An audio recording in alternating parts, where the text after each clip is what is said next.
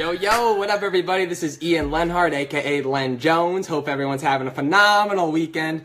Me personally, I have not had the best weekend. I've been sick the last 5-6 days, just like done. Like when I get sick, I don't get sick often, but when I get sick, I just get so sick. My immune system shuts down. So I've had super big fevers and chills and just like everything was not good, not feeling good, like But I'm feeling better now. I'm on the come up. I got some serious nasal congestion going on, but you know, we can fight through that. So if I sound weird, it's not my fault, but we still out here. So guys, I'm going to talk today about 3 different setbacks. I'm going to talk about business setbacks, I'm going to talk about life setbacks, and I'm going to talk about, most importantly, I'm going to talk about you as a setback.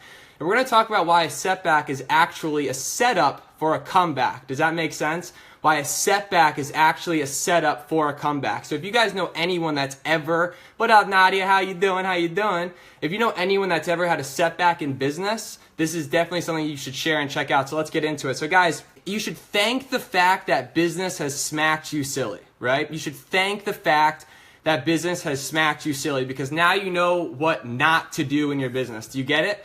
I have a friend who works for a company called Slippa, and Slippa lost almost $10,000 when they did this manufacturing run, right? Almost over $10,000, and it was just a huge mistake that when they looked back on it, my buddy Jeff and Eric, they were like, if we had known prior, we wouldn't have made that mistake, but they made the mistake and, you know, they lost a lot of money, right? So business smacked them silly.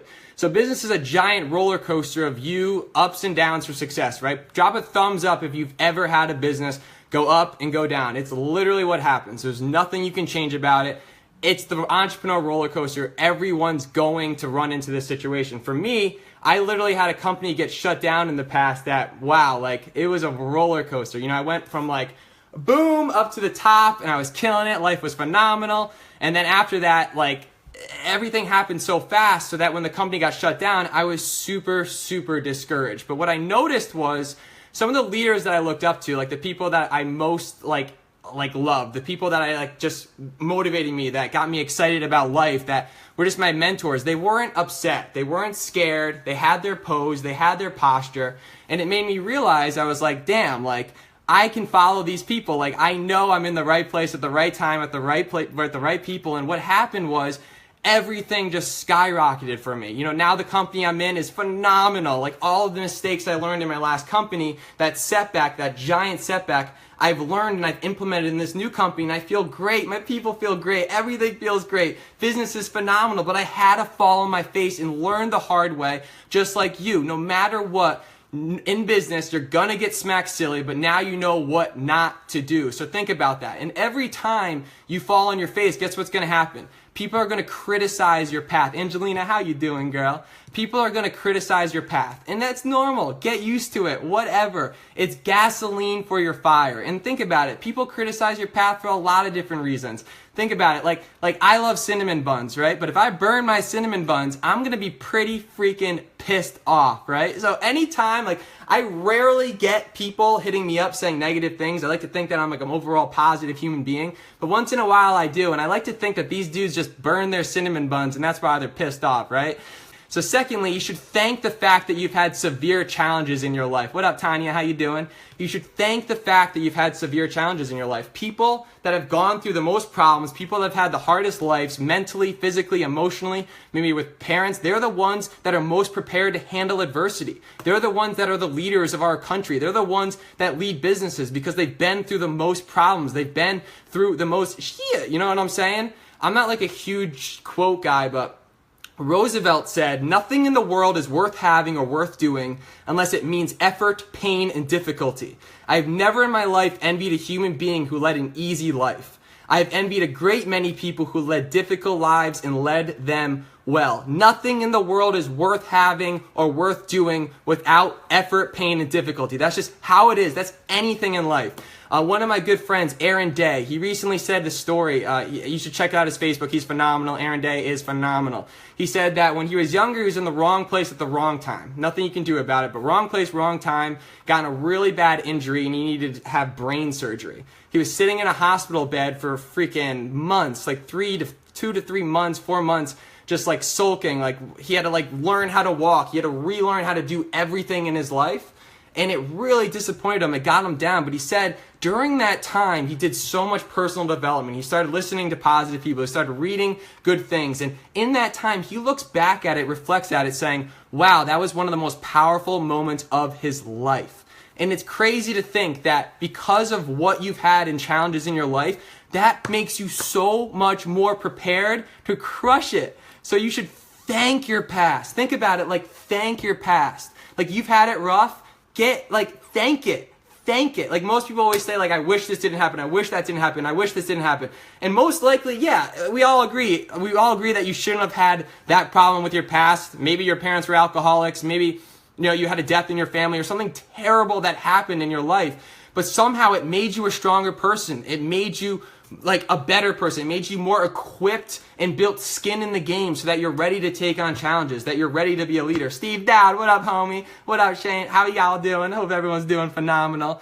So guys, understand that adversity is so important. You should thank the fact that you've had challenges in your life. It makes you a stronger person. It makes you a better person. And you're more equipped to do it. It's like anyone that has everything given to them, right? Like I'll say, like my last business, like things popped off, right? Popped off. I was new to the industry. I, didn't really know what I was doing, but I was following the leader and I was doing, left foot, right foot, learning from the people. And yeah, I did very well, made amazing friends, but I definitely made a lot of mistakes and I'm not too egotistical to admit it. I made a lot of freaking mistakes. I was young, but the fact is that's how you learn. You gotta be willing to jump in, take action, make mistakes, and make moves. If you're gonna move a lot of people, you gotta make your moves. Do you feel me? Drop some waka flocka flames if you feel me, right? You gotta make moves if you're gonna learn anything in business, because people who had it easy are less prepared every single time. Someone that hasn't been through everything you've been through, someone that hasn't done as many calls, someone that hasn't read as much books, someone that hasn't been in enough meetings, someone that maybe is just not overall wiser, they're less prepared. And even if they have short-term success, long-term, it's gonna all, equate back to the middle. Like everything comes back to your level. I know where I'm at as a leader. And I'm gotta continuously improve. I know that, but I also know that where I was 4 years ago is a completely different story. New LenJones up in the house, and everyone should feel that way. You should look at your past, look at your struggles, look at your accomplishments, and say, look, okay, that's a benchmark. This is where I was, this is where I'm at. Guess what? I'm gonna fail more. You're gonna fail more. We're all gonna fail more. It's gonna suck. It's gonna feel miserable. It ain't gonna feel good. But afterwards, you're gonna feel like the freaking champion of the world. So like, whoo, I'm feeling good, I'm feeling good. I watched this amazing movie recently called Eddie the Eagle. Drop a thumbs up if you've ever seen the movie Eddie the Eagle. One of my good friends, Sarah Zalecki, who I'm actually doing a shared Facebook Live on Tuesday with, she recommended me watching this movie called Eddie the Eagle. If you're looking for a feel-good movie that just makes you feel like you can fly, like just makes you feel like you're on top of the world, watch that, Eddie the Eagle. Basically, it's about this dude that just got criticized his whole life. He always wanted to be in the Olympics. He was not like a 6'5", like 250, like jacked dude. Like he wasn't in shape. He wasn't anything special. But his whole life, it's based on a true story, he wanted to be in the Olympics. And everybody just gave him grief. He always was knocked down at every corner. And you just feel so, the acting in it was phenomenal. You feel for the guy. But one day, he found this sport called Olympic ski jumping. And he, basically Great Britain, he was from Britain, had no Olympic ski jumpers. So he wanted to be the first Olympic ski jumper, but he only started doing it like 2 or 3 months ago. So he went and just did it, fell on his face, almost broke himself several times. He had to clear 70 meters in order to qualify for the Olympics. He had never even jumped farther than 50 or 60 meters, and that was just during his training. But he did it anyway because he wanted to qualify. Did it. I won't tell you the rest, but it is a freaking amazing story, real world story, and everyone came flooding to him in happiness. I had tears of joy watching that movie, because the fact is, you should thank the fact that you've had challenges in your life, because now you are so much more prepared to crush it in your business, in your life, every single freaking time. So thirdly, guys, you should thank the fact that no one sees you coming.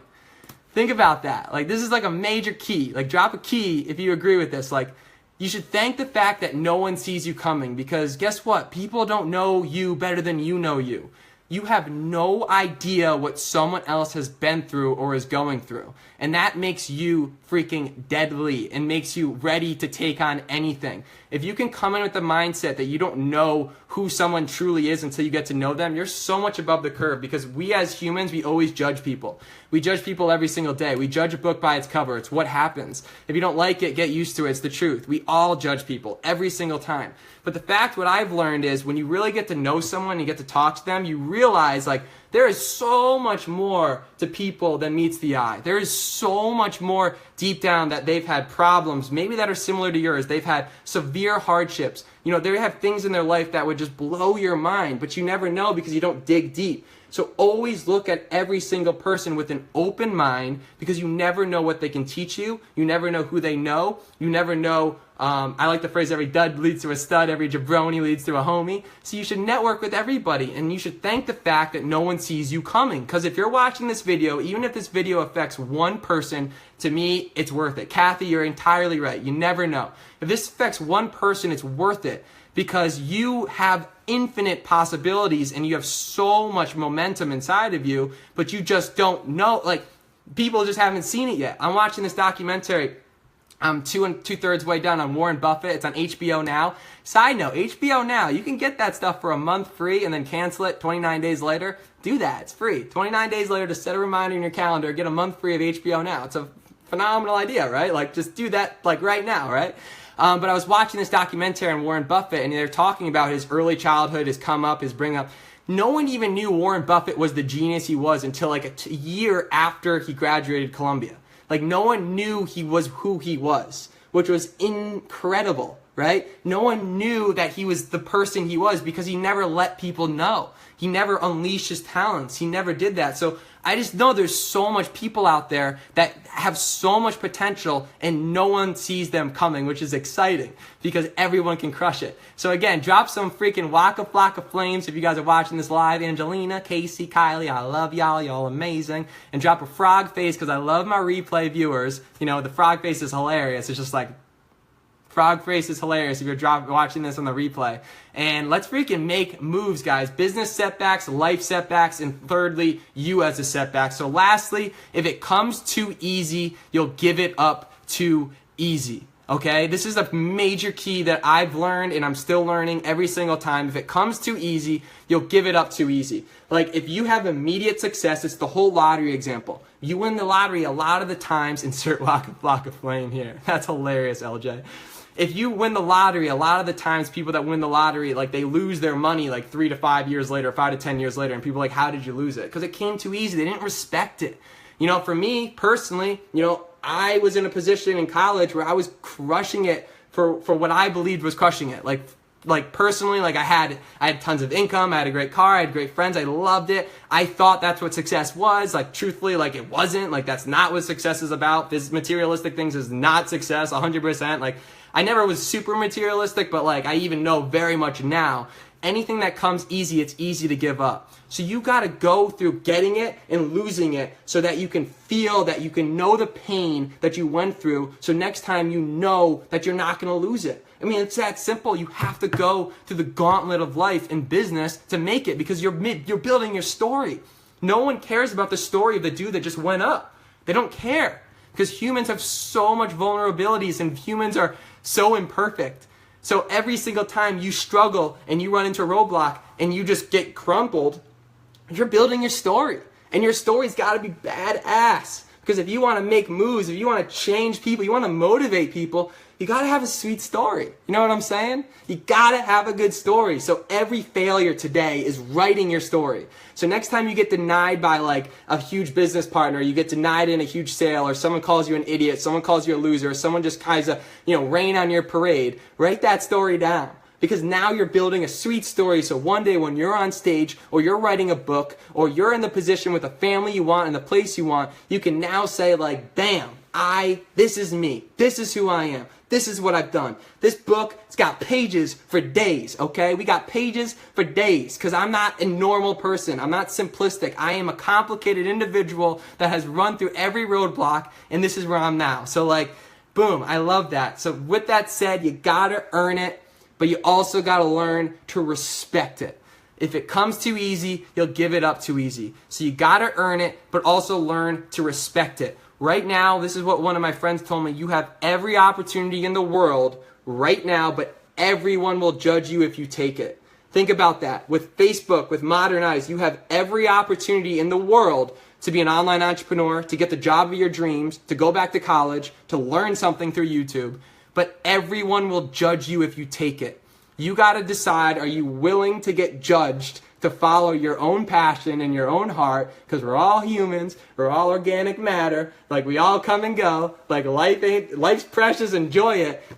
Life is too freaking short for you to not make some serious moves. So guys, thank you so much for coming at me on this Saturday. Hopefully I'm going to be feeling a little bit better. I'm going to be sending out some more flames. Going to have a lot of amazing content coming at you this week. Business is booming. Life is great. I love all my friends. I wish fortune upon all of you. If you guys know anyone that's ever had a setback in business, definitely share this with them. I think it'll help them a lot. And with that said, I appreciate you. I love y'all, and let's make it happen. So with that said, happy Saturday, and let's freaking get it. I'll talk to you guys later. Peace.